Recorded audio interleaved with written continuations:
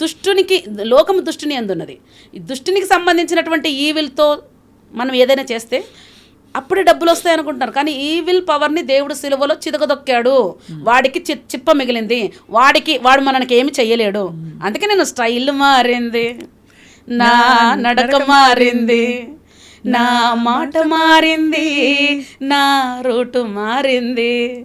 ఇక వాడి కింద కాదు నేను ఉండేది. ఇప్పుడు నేను దేవుని కిందకు వచ్చేసిన, వెలుగు సంబంధిని అయిపోయినాను. ఇప్పుడు చీకటి సంబంధి కాదు నేను.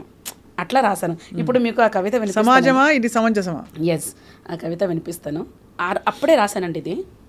అన్యాయాన్ని ఎదిరించమంటావు, ఎదురు నిలిస్తే తెగించిందంటావు. సమాజమా ఇది నీకు సమంజసమా? బ్రతుకలేక పడిచేస్తే అయ్యో పాపం అంటావు. అంతే కదా, అన్ని ఛానల్స్ అంటాయి అయ్యో పాపం అని. రంగుల కలల బ్రతుకుకు మాత్రం పాడెకడతావు.